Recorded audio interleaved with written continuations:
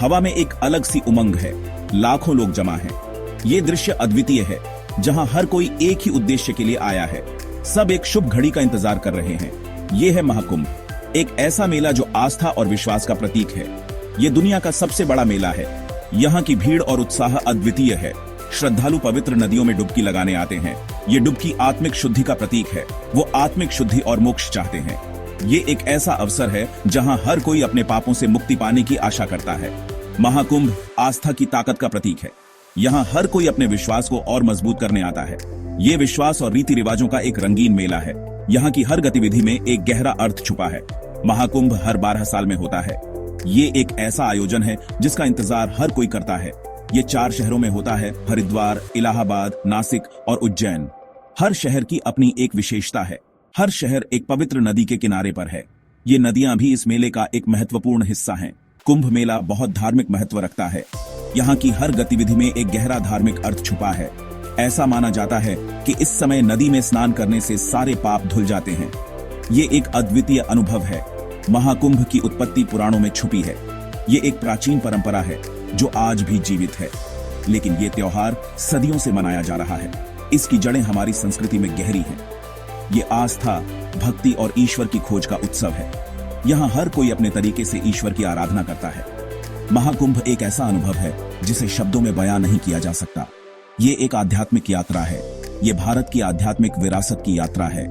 यहाँ हर कोई अपने विश्वास को और मजबूत करने आता है। महाकुंभ की कहानी समुद्र मंथन से शुरू होती है। देवताओं और राक्षसों ने मिलकर यह किया था। वो अमृत पाने के लिए समुद्र मंथन कर रहे थे। अमृत मतलब अमृता का पेय। मंथन के दौरान समुद्र से कई खजाने निकले। उनमें से एक था अमृत से भरा घड़ा। इस दिव्य अमृत के लिए देवताओं और राक्षसों के बीच युद्ध हुआ।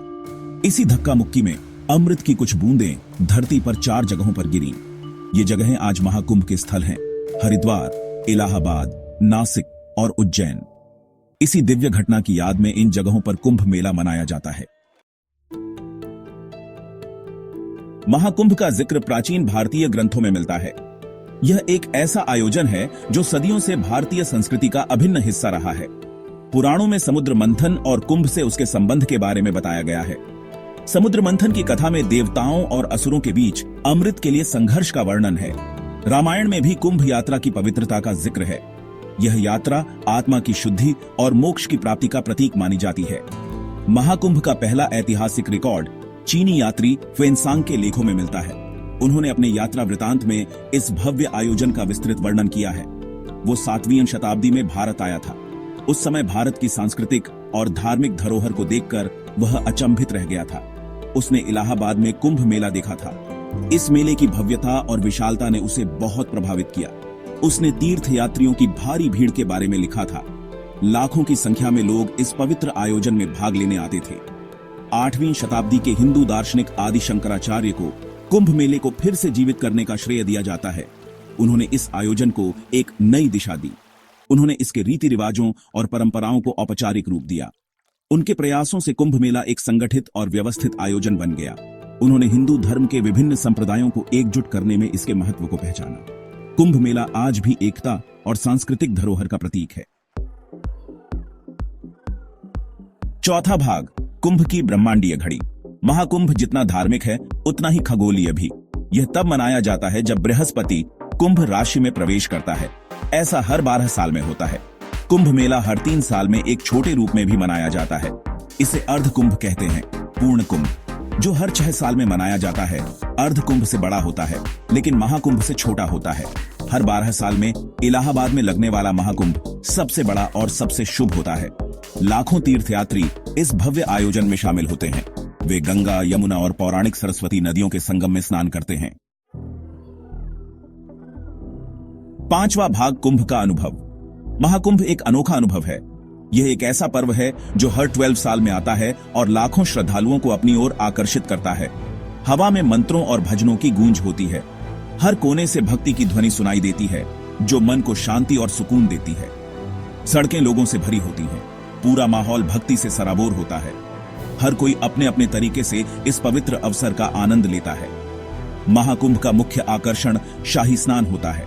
यह एक पवित्र अनुष्ठान है जिसमें लाखों लोग भाग लेते हैं। हजारों नागा साधु जुलूस का नेतृत्व करते हैं।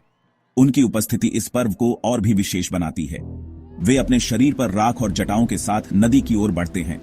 यह दृश्य अद्वितीय और अद्भुत होता है।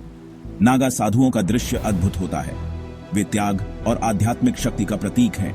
वे त्याग और आध्यात्मिक शक्ति का प्रतीक हैं। उनकी साधना और तपस्या को देखना एक अद्वितीय अनुभव है। नागा साधुओं के बाद लाखों श्रद्धालु पवित्र जल में डुबकी लगाते हैं।